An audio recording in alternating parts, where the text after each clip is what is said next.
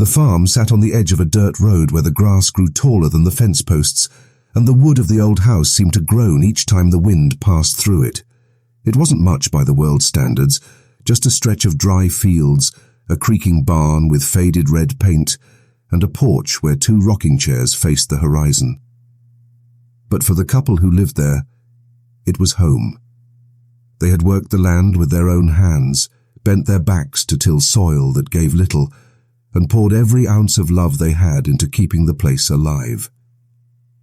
What they lacked in wealth, they had made up for with stubborn pride and the comfort of knowing they had built something of their own. Their lives had been simple for decades. Mornings started with coffee so strong it could keep a man awake through Sunday service, and evenings ended with quiet prayers spoken under their breath. Neighbors were scarce, and those who did pass by often waved from a distance, barely slowing their trucks on the gravel road. The farm seemed like a world apart, cut off from the noise of towns, untouched by anything but time and weather. The man, tall even in his old age, though his shoulders had curved with years of labor, carried silence like it was stitched into his skin.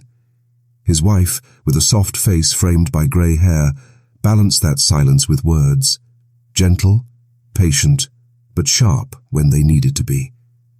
Together, they had raised children they did not birth, children they had chosen to love as their own. The walls of the house once echoed with laughter, running feet, and arguments about chores.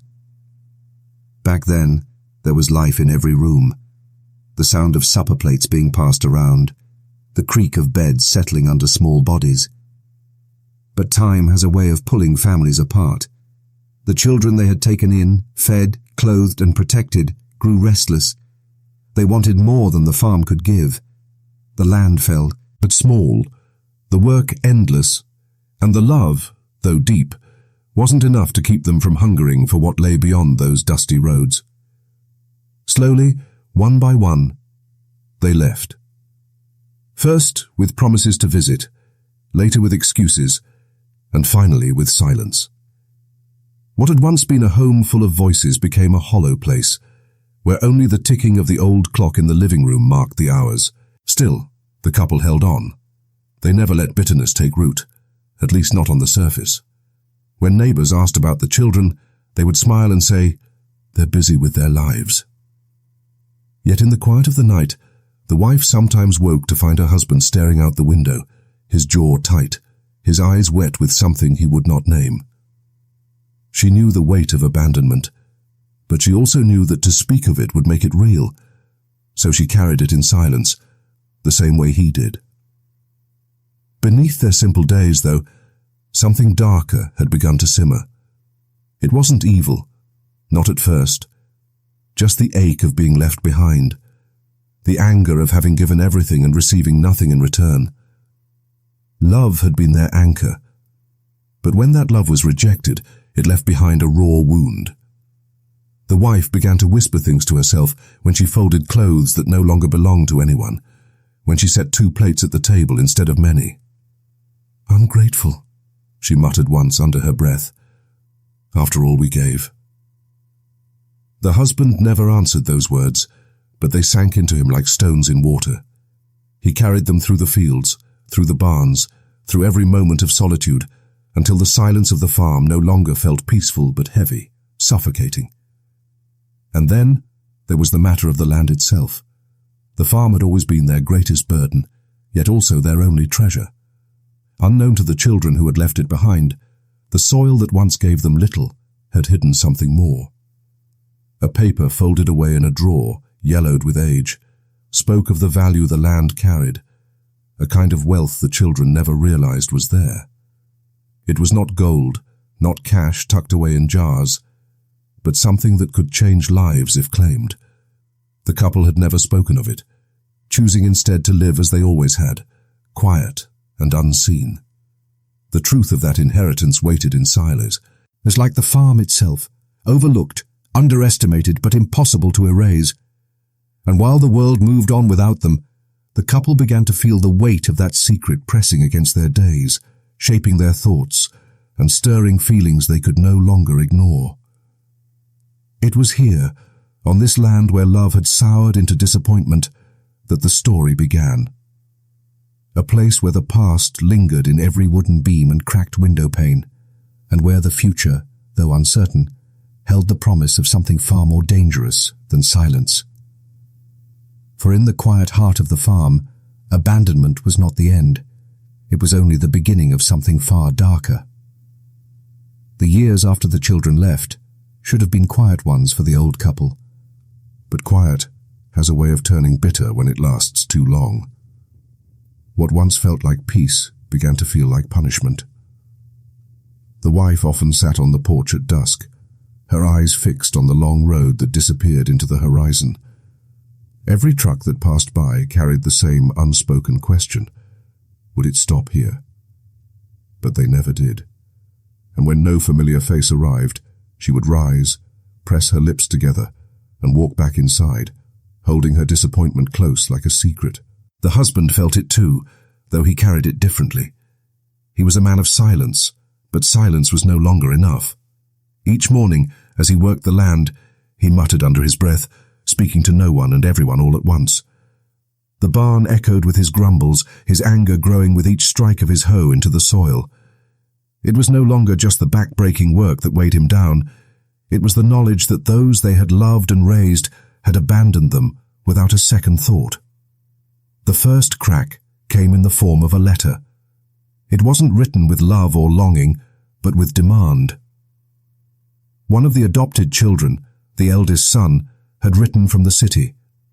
His words were short, sharp, almost cold.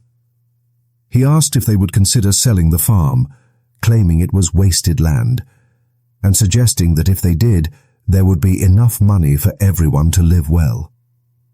The wife read the letter 3 times, her hands shaking. She did not show it to her husband right away. Instead, she tucked it in the drawer with the folded papers that proved the land was worth far more than anyone outside the farm realized. When she finally told him, he grew quiet in a way that unsettled her. His silence was heavier than anger. He looked out the window for a long time before saying, "They only see what they can take, not what it cost us to give it." After that, the letter was never mentioned again, but the air in the house thickened with tension. Soon after, the second son arrived unannounced. He drove up the dirt road in a car too shiny for the dust, wearing clothes that spoke of city life and money. He hugged his mother without warmth and shook his father's hand like he was greeting a stranger. Over supper, he spoke of business ventures, opportunities, and how the farm was prime land for developers. He didn't ask how they were doing. He didn't notice the worn hands that had once held him as a child. He only noticed the land. That night when he left, the wife sat at the table long after the dishes were cleared. Her voice trembled when she finally said, "They don't come for us. They come for what they think they're owed." Her husband didn't answer, but she could see the storm building in him. It wasn't just greed that poisoned the air. It was a shame, too. Neighbors whispered about the children's absence, about how the couple had raised them only to be abandoned.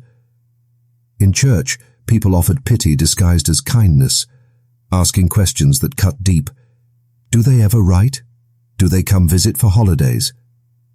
Each word was a reminder of what they had lost, a wound reopened every Sunday. Financial struggles added another layer to the storm. The farm barely held together. Tools broke, fences leaned, and the roof leaked when the rains came. Their bodies could no longer handle the work as they once did. Each broken thing was a reminder of how much they needed help, and how much their children should have been there but weren't. Pride kept them from asking neighbors for assistance, but pride could not fix what was falling apart. And then there were the secrets. The inheritance hidden in that folded paper was one, but there were others buried deeper.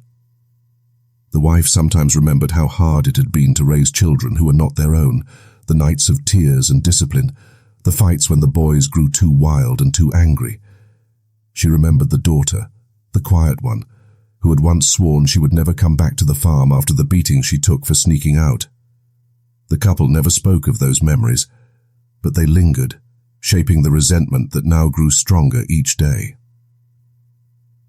The second son's visit stirred more than old anger. It brought back the truth that the children, though loved, had always been restless. Adoption had sheltered them, but it had also tied them to roots they did not want. Now, those same roots became a chain of greed, each child imagining they had a right to claim what they had turned their backs on. As the months passed, more letters came. Some were polite, some demanding, some written with a fake sweetness that barely hid the desire beneath. "You don't need all that land anymore," one daughter wrote.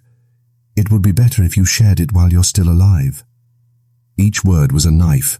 Each letter pushed the couple further from sorrow and closer to fury. The husband began to change. His silence grew darker, his temper shorter. Once patient, he now snapped at his wife over small things, the way she stirred the stew, the way she folded his shirts. His anger wasn't truly at her, but it needed somewhere to go, and she was the only one still there. At night he would sit on the porch, smoking in the dark, muttering about ungrateful children and the weight of betrayal. The wife changed too. Once gentle and forgiving, she grew sharper with her words, her kindness worn thin. She stopped speaking softly of the children and instead called them strangers. She began locking the drawer where the inheritance papers were kept, as though protecting them from ghosts. Together, their love, once strong, began to twist into something else, something fueled by resentment and obsession. The farm that had once been their pride became a battlefield in their minds. It was no longer just land. It was proof of their sacrifice, proof of their worth, and proof of their children's betrayal. The breaking point came one hot afternoon when the eldest son returned. His face was tight with impatience, his words blunt. He told them the land had value they were too old to handle, that selling it was the smart choice. When the husband refused, the son's voice rose, sharp and cruel. "You're going to die out here, and all this will rot with you. At least let it mean something for us." The wife watched from the doorway as her husband's jaw clenched, his fists tightening at his sides. She feared what he might do, but instead of striking, he said only, "Leave." The son laughed, bitter and mocking, before walking away. Dust rose behind his car as he sped off, leaving silence heavy in his wake. That night, the husband whispered to his wife, "They'll never stop. They'll keep coming until there's nothing left of us." She didn't answer, but she held his hand tightly, and in that silence, something shifted. No longer were they just victims of abandonment. They began to see themselves as guardians of something no one else could understand. Their minds, once clouded with sorrow, sharpened with resolve. Every demand, every letter, every visit had stripped away the last pieces of forgiveness they carried. What remained was a hardness they had never known, a readiness for a fight that would not be fair or kind. And so the tensions that had been simmering for years finally reached their boiling point. The children, blind to the storm they had created, continued to press. The couple, no longer willing to bend, began to imagine what it would take to end the demands once and for all. The farm, with its silence and secrets, was ready to become more than just a home. It was ready to become a stage for something darker. And though neither the husband nor the wife spoke the words aloud, both knew. The breaking point was near, and when it came, it would not leave anyone untouched. It happened on a night when the air itself seemed too heavy to breathe. The cicadas screamed in the trees, and the sky hung low, pressing down on the old house and the fields that surrounded it. The wife had been pacing the living room, her hands wringing the edge of her apron until the fabric twisted like rope. Her husband sat in the corner chair staring at the dark window, the glow of his cigarette tip the only light in the room. They both knew someone was coming. The eldest son's threats had not been idle, and the letters from the others had turned sharper, more demanding. They had felt the pressure building step by step until it pressed against their chests like a stone. Tonight, the Storm Bureau. Okay. Headlights cut across the dirt road, slicing through the night like knives. The sound of tires crunching gravel filled the air, followed by the slam of a car door. The couple didn't move at first. They just listened. The sound of boots on the porch, a heavy knock that rattled the old wood. The wife flinched, but the husband's face hardened. He stood, slow and steady, and opened the door. The eldest son stood there, not alone this time. Behind him were two of his siblings, their faces set with the same grim determination. They looked like a force, a wall pressing forward. The son didn't bother with greetings. He shoved past his father, stepping into the house with a confidence that burned like an insult. "We're not asking any more," he said, his voice sharp and cold. "This land will be sold. You can't keep it locked away just to rot. We won't let you." The wife's heart hammered in her chest. She looked from one child to the other, searching for some trace of the children she had raised, the laughter that had once filled these walls. But all she saw were strangers, their eyes full of greed and resentment. Her throat tightened. The husband stood tall, his hands clenched at his sides. His voice came low, shaking with fury he had held back for too long. "This is our land. We worked it. We bled for it. You'll get nothing while we're alive." The words lit the room like fire. The son sneered, stepping closer, his chest nearly pressing against his father's. "Then maybe you shouldn't be alive," he spat, his voice dripping with venom. For a split second, silence fell. A silence so sharp it cut deeper than any scream. Something inside the husband broke. His hand shot out, grabbing the iron poker from beside the fireplace. The weight of it felt natural. Too natural in his grip. He had spent his life holding tools, shaping the earth with iron and wood. Now that same hand lifted the poker high. His son's eyes widened, but there was no time to move. The poker came down with a sickening crack. The sound echoed through the room, louder than any storm. The son fell to his knees, his cry cut off by another strike. The wife screamed, her voice breaking as she covered her mouth with trembling hands. The siblings shouted, rushing forward. But the husband swung again, wild now, years of anger and betrayal exploding in each blow. The firelight caught the sweat on his face, the fury in his eyes, as the poker came down again and again until silence returned. Thick, choking silence. The son lay crumpled on the floor, his body still, blood spreading across the worn wood. The siblings froze, their faces pale, caught between rage and horror. One reached for their brother, but the husband raised the poker again, his voice raw and shaking. "Step back," he warned. "You don't take this from me." The wife's sobs filled the room as she stumbled forward, grabbing her husband's arm. "Stop! Please stop!" she begged, her voice breaking under the weight of it all. Her hands shook as she pulled at him, her eyes wide with terror at the man she suddenly didn't recognize. The siblings backed away, fear overtaking their greed. One grabbed the other's arm, pulling them toward the door. They left without another word, the screen door slamming behind them, footsteps pounding into the night. The sound of the car engine roared moments later, wheels spitting gravel as they fled down the road, leaving the couple alone with the ruin. The husband dropped the poker. It clattered to the floor, its metal smeared red. His chest, heaved, each breath ragged, his hands shaking violently. He stared at what he had done, his eyes empty, as though the man inside him had gone hollow. The wife knelt beside the body, her sobs choking her words. "What have you done?" she whispered, her voice barely audible. "Lord, what have you done?" The house smelled of iron and sweat, the air thick and suffocating. The silence after the violence was unbearable. Every creak of the old wood seemed louder, every tick of the clock sharper. The husband staggered back, his hands still trembling, his mind spinning with a mixture of rage, regret, and grim justification. He whispered, almost to himself. He was going to take it. They were going to take everything.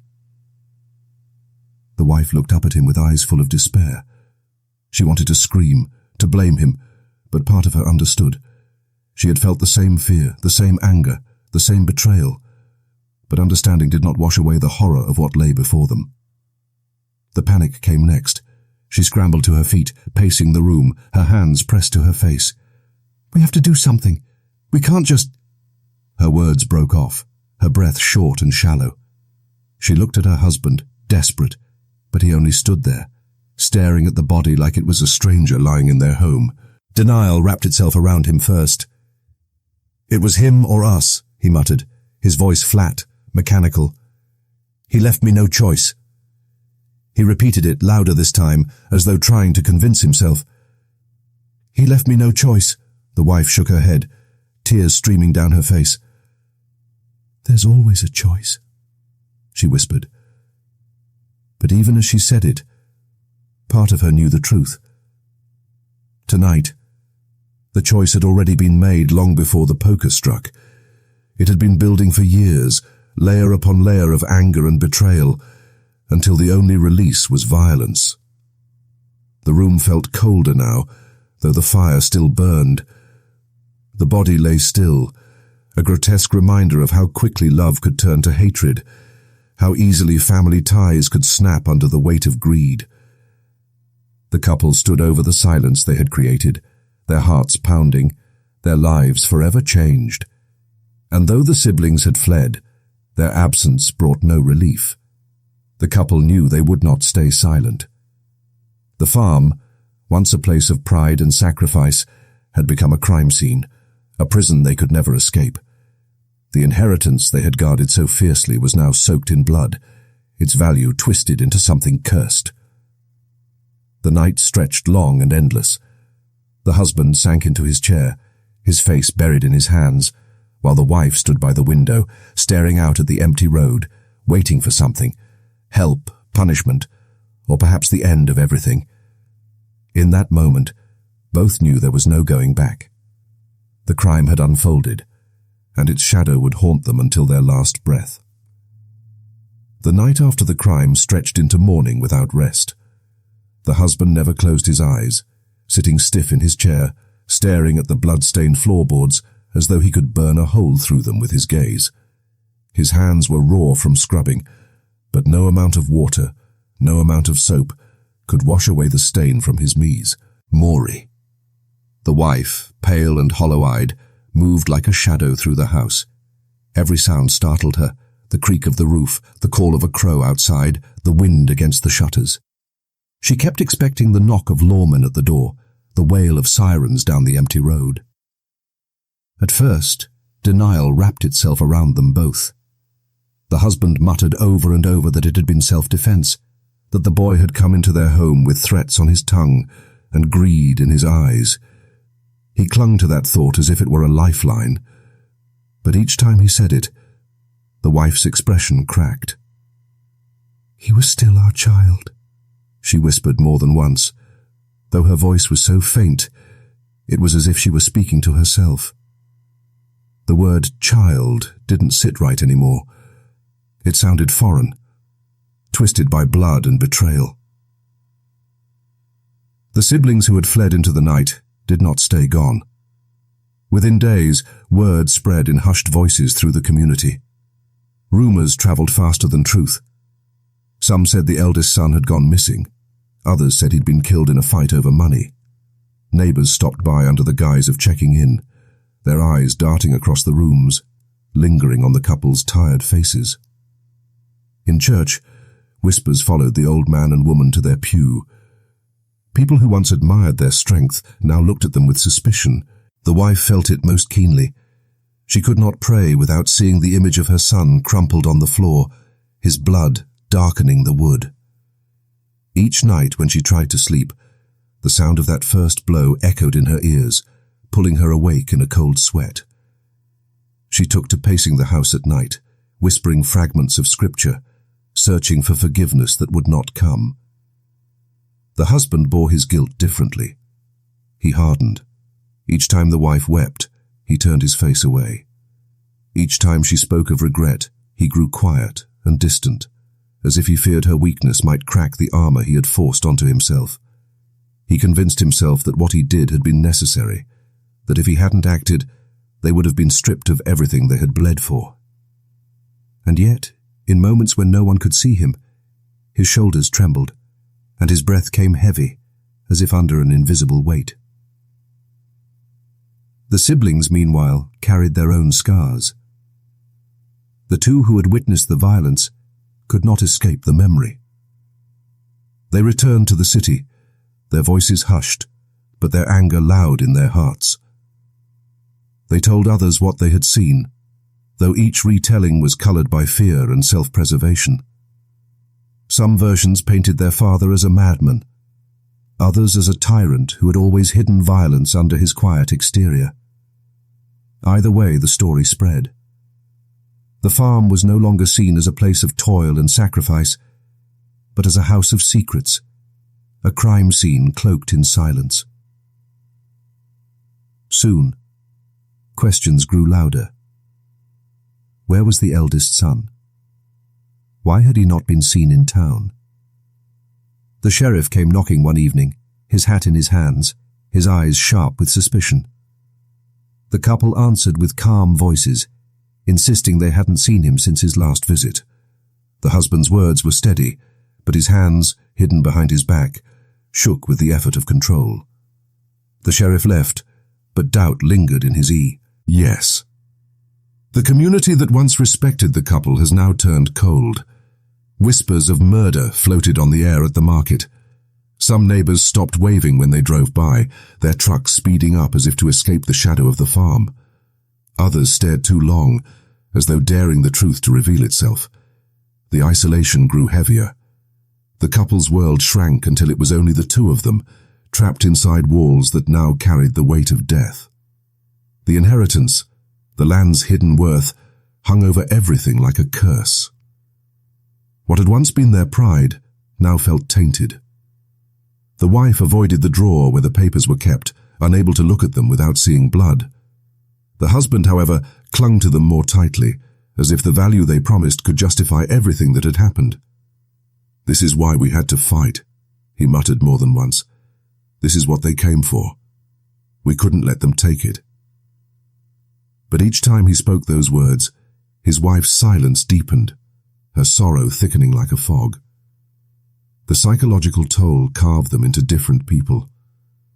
The wife, who had once held on to hope even through abandonment, now seemed broken, her faith cracked.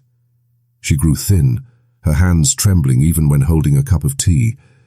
She spoke less, but when she did, her words cut.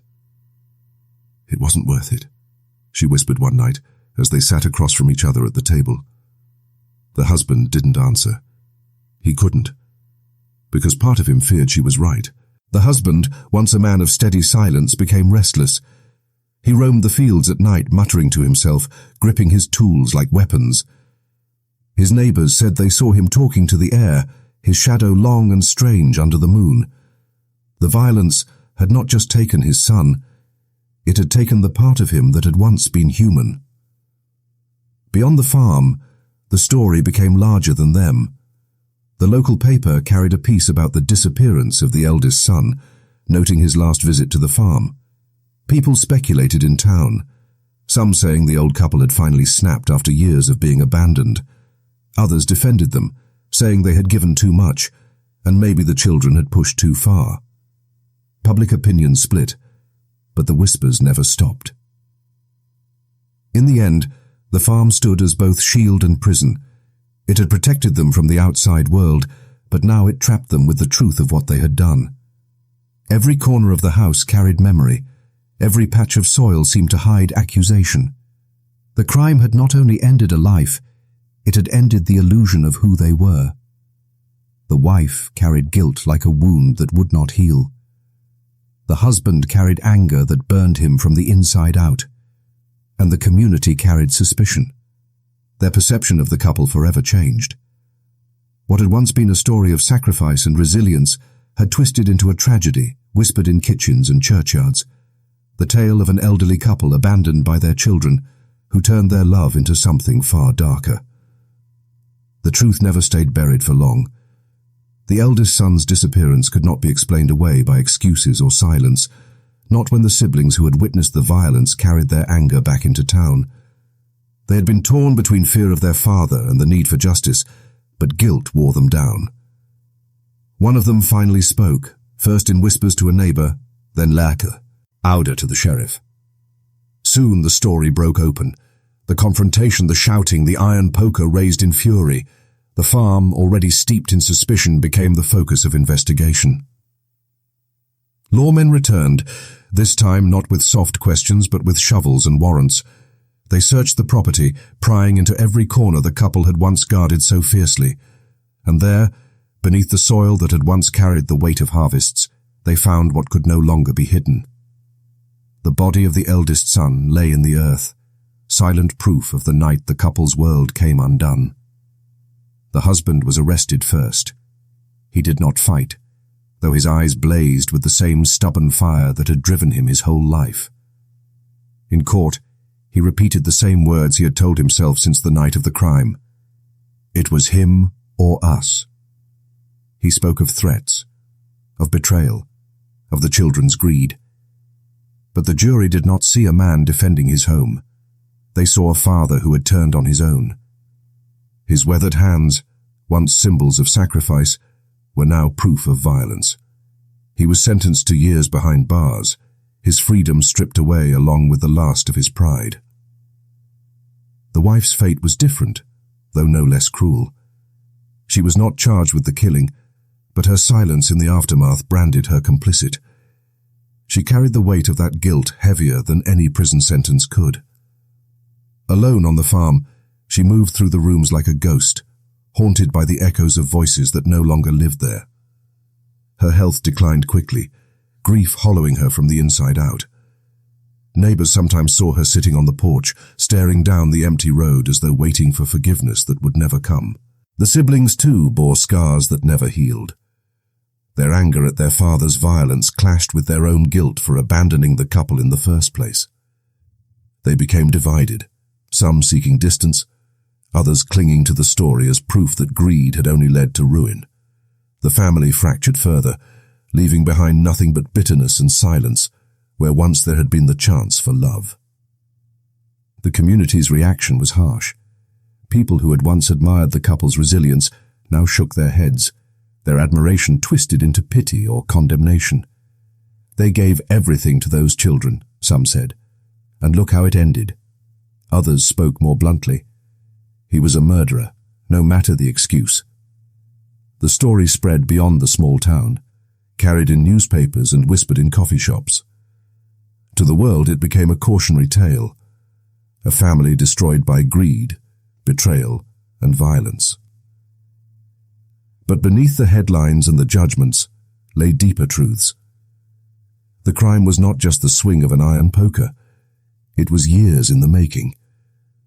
It was the weight of abandonment, the sting of ingratitude, the crushing force of financial struggle, and the silent desperation of two people who had given everything and received nothing in return.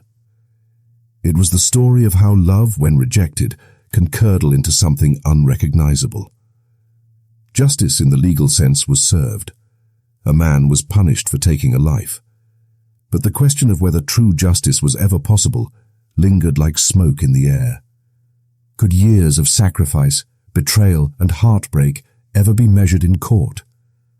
Could the complexities of love and anger, of family and greed, be reduced to a guilty verdict? For the couple, justice had no meaning. It came too late, when everything they had built had already been destroyed. The broader impact reached further than one farm, one family. It forced the community to confront uncomforted, bleak truths about family bonds, about the expectations placed on parents and children, and about the way poverty and desperation twist human behavior. It revealed the fragile line between love and resentment, showing how quickly it could snap when burdened with disappointment and greed. At its heart, the story was about power. Who holds it? who loses it, and what people will do to take it back. The children believed they had power through entitlement, demanding what they thought was theirs. The husband, feeling powerless after years of abandonment, reached for the only power he thought he had left: violence. The wife, powerless to stop what unfolded, carried the quiet burden of survival, her silence a form of surrender. In the end, no one won. The inheritance that had once seemed like salvation became a curse. The land, soaked with blood and suspicion, was sold off piece by piece, stripped of the meaning it once held. The family name, once tied to hard work and resilience, became tied to tragedy and betrayal. The story leaves behind a lesson not wrapped in neatness but in raw truth. That love cannot survive when it becomes a ledger of debts. That family can break not just from hatred but from silence, and that greed, when left unchecked, corrodes everything it touches. It asks hard questions about morality. Was the husband's act pure evil, or was it the desperate swing of a man who felt cornered? Was the wife's silence cowardice, or was it the only way she could survive? The answers are not simple, because human nature is not simple. As the years passed, the story of the couple faded into the background of town history, spoken of less often, but never fully forgotten. The farm itself, now belonging to strangers, carried an unspoken weight. People driving past sometimes slowed, their eyes lingering on the weathered house and the fields that had once been someone's everything. To outsiders, it was just another piece of land. To those who knew, it was a reminder that beneath every quiet home lies a story. And sometimes that story ends in darkness. The elderly couple had once dreamed of leaving a legacy, of passing down something that proved their years of sacrifice had meant something. Instead, what they left behind was a caution. That even the strongest love can rot when abandoned, that silence can fester into violence, and that the human heart, when pressed too far, is capable of things it cannot take back.